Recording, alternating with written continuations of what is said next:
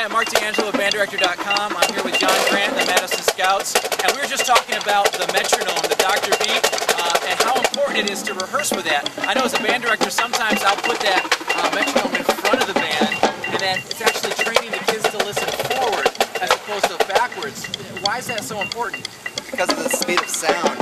We have a lot of formations on the football field that are so spread apart. If people don't listen back, that'll cause ensemble tears. Even though they think they're playing together, by the time it hits the audience, it sounds off. So everybody has to listen back, because that speed of sound has to travel from the back of the field through all the players up to the audience. So that by the time the sound actually hits the audience, it sounds together, even though it's separated, all the way across the football field. So we put the metronome behind everybody, so that everybody gets used to listening backwards. So the furthest back point from the audience, that guy has to actually be right with the conductor when the metronome's not on. And everybody has to listen back to that person, so that when the sound travels through the entire core, it'll hit the audience together and it'll sound like the ensemble is together. Even though in reality, these guys are slightly ahead of the people in front of the ensemble.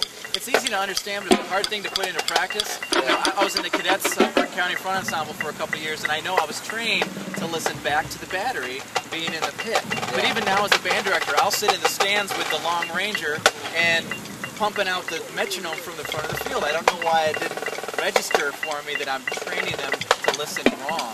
Yeah, well, I wouldn't say it was wrong. Just that kind of listening environment, like you were saying earlier, will cause ensemble tears, even though they're actually probably playing together if they were to stand in a straight line.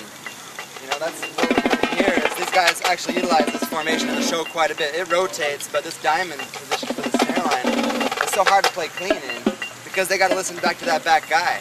Whereas if we stand in a straight line, they just listen into the center. Here, if we listen into the center, it'll sound dirty by the time it hits the audience, if they're playing perfectly together. Does there come a time when you remove the metronome? Absolutely. And is that in a run through, or is it... What we usually do is we rehearse a lot with the metronome, and then after we do this, we'll probably do this, 10-15 minutes with the metronome on, and then we'll take it off for a few reps, just to see if they're actually used to listening back. And then if it works, we'll just keep it off for a little while, and then we turn it back on. We use the metronome quite a bit.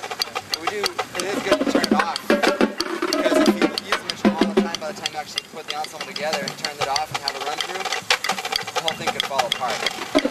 That's why I wonder, when do you know that it's locked in internally, even without the metronome, as opposed to it's only locked in because the metronome is on? Yeah. Well, we rehearse like this until it sounds clean, and we feel comfortable that they're actually used to it, and then we'll turn it off to see if they really are comfortable, without the metronome. And that's just listening to each other. right there. Yeah, and a lot of times they'll get it, a lot of times they won't, so we turn it back on, make sure that they're clean again. And a lot of times we use the volume on the metronome, just turn it down, so they can barely hear it. And a lot of times the metronome beat will just fill in the spaces that land on the downbeat when they're not playing. And that's the only time they can actually hear the met, so they're not relying so much on the met, they're just utilizing it as a reference point. So that reference point, a straight line, is always listening in, and then when you get in a different formation, it's listening back. Generally, yeah.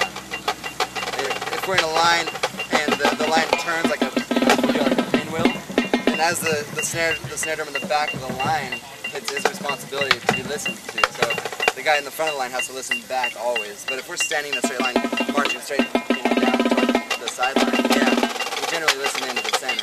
That's great. Well, I appreciate that, John. Right on. That's really refreshing. Cool.